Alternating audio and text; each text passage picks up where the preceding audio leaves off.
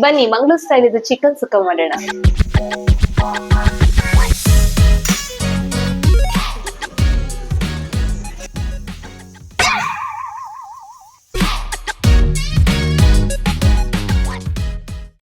Hi, ಎಲ್ರಿಗೂ ನಮಸ್ಕಾರ. Welcome back to my YouTube channel. ಇವತ್ತು ಮಂಗಳೂರು ಸ್ಟೈಲ್ ಚಿಕನ್ ಸುಕ್ಕ ಮಾಡ್ತಾ ಇದ್ದೀನಿ.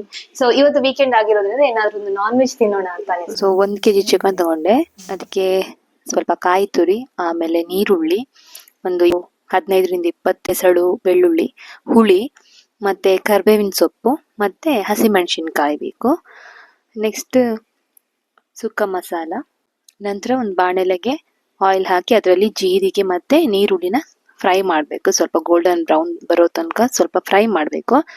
ನಂತರ ಅದಕ್ಕೆ ಹಸಿಮೆಣಸಿನ್ಕಾಯಿ ಹಾಕ್ಬೋದು, ಶುಂಠಿ ಬೇಕಾದರೂ ಹಾಕ್ಬೋದು, ಕೆಲವೊಬ್ರು ಶುಂಠಿ ಹಾಕ್ತಾರೆ, ಮತ್ತೆ ಅರಿಶಿನ ಪುಡಿ ಇಷ್ಟು ಹಾಕಿ ಚೆನ್ನಾಗಿ ಫ್ರೈ ಮಾಡಬೇಕು. ನಂತರ ಜಿಂಜರ್ ಗಾರ್ಲಿಕ್ ಪೇಸ್ಟ್ ಕೂಡ ಹಾಕಬೇಕು. ರುಚಿಗೆ ಎಷ್ಟು ಬೇಕು ಅಷ್ಟು ಉಪ್ಪು ಹಾಕಿ ಹಾಗೆ ಫ್ರೈ ಮಾಡಿ ನಂತರ ಚಿಕನನ್ನು ಅದಕ್ಕೆ ಹಾಕೋದು. ಸೊ ಇದಿಷ್ಟು ಒಟ್ಟಿಗೆ ಚೆನ್ನಾಗಿ ಬೇಯಬೇಕು. ನಂತರ ನೆಕ್ಸ್ಟ್ ಪಾರ್ಟ್ ಬರೋದು ಆನಿಯನ್ ಕರಿಬೇವಿದು ಮಸಾಲ ರೆಡಿ ಮಾಡ್ತೀನಿ. ಮೀಡಿಯಂ ಸೈಜ್ ಆನಿಯನ್, ಅದಕ್ಕೆ ಬೆಳ್ಳುಳ್ಳಿ, ನಂತರ ಕರಿಬೇವು ಸೊಪ್ಪು, ಸ್ವಲ್ಪ ಜೀರಿಗೆ ಇಷ್ಟು ಹಾಕಿ ಚೆನ್ನಾಗಿ ಫ್ರೈ ಮಾಡಬೇಕು. ಸ್ವಲ್ಪ ಹುಳಿ ತಗೊಳ್ಬೇಕು, ಮತ್ತೆ ಒಂದು 2 ಚಕ್ಕೆ ಇಷ್ಟು ಹಾಕಿ ಒಂದು ಮಸಾಲ ರೆಡಿ ಮಾಡಿ ಇಟ್ಕೊಳ್ಳೋದು. ನಂತರ ಇಲ್ಲಿ ಚಿಕನ್ ಬೇಯ್ತಾ ಇದೆ. ಸೊ ಅದಕ್ಕೆ ನಾನು ಫಸ್ಟಿಗೆ 1 ಸ್ಪೂನಷ್ಟು ಸುಕ್ಕ ಮಸಾಲ ಹಾಕಿ ಸ್ವಲ್ಪ ಹಾಗೆ ಬೇಯಿಸೋಕ್ಕಿಟ್ಟೆ. ನೆಕ್ಸ್ಟ್ ಸೊ ಎಲ್ಲ ಮಸಾಲ ಹಾಕಲಿಕ್ಕಿಲ್ಲ, ಫಸ್ಟು ಅದಿನ್ನು ಅದರ ಜೊತೆಗೆ ಸ್ವಲ್ಪ ಬೇಯಬೇಕು. ನೆಕ್ಸ್ಟ್ ನಾನು ಒಂದು ಬಾಣಲೆಯಲ್ಲಿ ಆಯಿಲ್ ಹಾಕಿ ಅದಕ್ಕೆ ಸ್ವಲ್ಪ ಕಾಯಿ ತುರಿ ಮತ್ತು ಕರಿಬೇವಿನ ಸೊಪ್ಪು ಒಟ್ಟು ಹಾಕಿ ಫ್ರೈ ಮಾಡೋದು. ಸೊ ಇದಿಷ್ಟು ಫ್ರೈ ಆದಮೇಲೆ ಇದನ್ನು ಸಪರೇಟಾಗಿ ಗ್ರೈಂಡ್ ಮಾಡಿ ಇಟ್ಕೊಳ್ಬೇಕು. ಇದು ಲಾಸ್ಟಿಗೆ ಹಾಕಲಿಕ್ಕೆ. ನೆಕ್ಸ್ಟ್ ಇವಾಗ ಚಿಕನ್ ಚೆನ್ನಾಗಿ ಬೆಂದಾದ್ಮೇಲೆ ಅದಕ್ಕೆ ನಾವು ರೆಡಿ ಮಾಡಿದ್ವಲ್ಲ ಆ ಮಸಾಲ ಪೇಸ್ಟನ್ನು ಹಾಕಬೇಕು. ಈಗ ಒಟ್ಟಿಗೆ ಅದನ್ನು ಬೇಯೋದಕ್ಕೆ ಬಿಡಬೇಕು. ಸೊ ನಂತರ ಚಿಕನ್ ಬೆಂದಾದ್ಮೇಲೆ ಕಾಯಿ ತುರಿನ ಹಾಕಿ ಹಾಗೆ ಸ್ವಲ್ಪ ಮಿಕ್ಸ್ ಮಾಡಬೇಕು.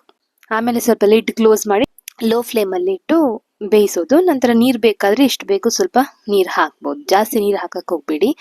ನೆಕ್ಸ್ಟ್ ಚಿಕನ್ ಸುಕ್ಕ ರೆಡಿ ಆಯಿತು. ಇದಕ್ಕೆ ಸ್ವಲ್ಪ ಹಾಗೆ ಕೊತ್ತಂಬರಿ ಸೊಪ್ಪು ಹಾಕಿದರೆ ಚಿಕನ್ ಸುಕ್ಕ ರೆಡಿ ಆಯಿತು.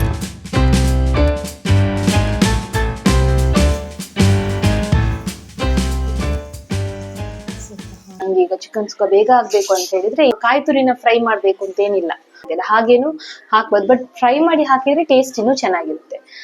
ಇಲ್ಲದಿದ್ರೆ ಸುಕ್ಕ ಬೇಡ, ಖಾಲಿ ಮಸಾಲ ಮಾಡುದು ಅಂತ ಹೇಳಿ ಚಿಕನ್ ಸುಕ್ಕ ಪೌಡರ್ ಹಾಕಿ ನಾನು ಮಸಾಲ ಮಾಡ್ತೀನಿ.